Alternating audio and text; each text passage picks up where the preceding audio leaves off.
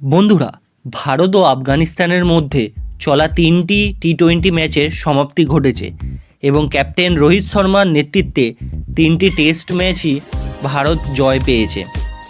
এরপর ভারত ও ইংল্যান্ডের মধ্যে 5টি টেস্ট ম্যাচ খেলা হবে। টিম ইন্ডিয়া লাস্ট 12 সাল একটিও টেস্ট সিরিজ নিজের মাটিতে হারেনি এবং সেই কারণেই ক্যাপ্টেন রোহিত শর্মা ও রাহুল দ্রাবিড় মিলিতভাবে প্লেয়িং 11 ঘোষণা করলেন, যেখানে কুলদীপ সহ কিছু প্লেয়ার বাদ গেলেন। অন্যদিকে শুভমন গিল সংযুক্ত হলো। টিম ইন্ডিয়া হয়ে ক্যাপ্টেন করবেন রোহিত শর্মা আর ভাইস ক্যাপ্টেন হবেন বুমরা। ফার্স্ট টেস্ট ম্যাচটি হবে 25 থেকে 29 জানুয়ারি হায়দ্রাবাদের রাজীব গান্ধী স্টেডিয়ামে। খেলা শুরু হবে সকাল 9টা থেকে 3টে পর্যন্ত।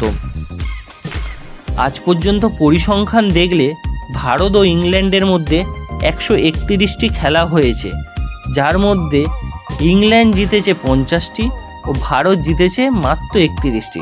সেদিক থেকে দেখলে ইংল্যান্ড অনেকটাই এগিয়ে, কিন্তু বর্তমানে ইন্ডিয়া যেভাবে পারফরমেন্স করছে সেদিক থেকে ইন্ডিয়া আশা করা যায় এই টেস্ট ম্যাচটা জয়লাভ করবে। এবার আমি প্লেয়িং 11 ঘোষণা করব। দলের হয়ে ওপেন করবেন ক্যাপ্টেন রোহিত শর্মা। তৃতীয় ম্যাচে 121 রানের একটা অনবদ্য ইনিংস খেলেন। টেস্টে তিনি 11টি সেঞ্চুরিও করেছেন। দ্বিতীয় প্লেয়ার হিসাবে থাকবেন যশস্বী জয়সাল। তৃতীয় প্লেয়ার হিসাবে থাকবেন শুভমন গিল, যিনি 2টি শতক আর 4টি অর্ধশতক করেন। চতুর্থ প্লেয়ার হিসাবে থাকবেন বিরাট কোহলি, যিনি 29টি শতক আর 30টি অর্ধশতক করেন। পঞ্চম প্লেয়ার হিসাবে থাকবেন শ্রেয়স আয়ার। টেস্টে 12টি খেলেছেন, যার মধ্যে 1টি শতক আর 5 অর্ধশতক করেন। ষষ্ঠ প্লেয়ার হিসাবে থাকবেন রাহুল, যিনি 8টি শতক আর 13টি অর্ধশতক করেন।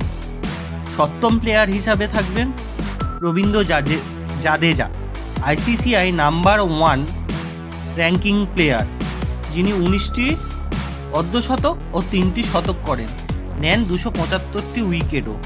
অষ্টম প্লেয়ার হিসাবে থাকবে রবিচন্দ্রন অশ্বিন, যিনি এই মুহূর্তে 1 নম্বর বোলার বুমরা, যিনি 32টি টেস্ট ম্যাচ খেলে 140টি উইকেট নেন।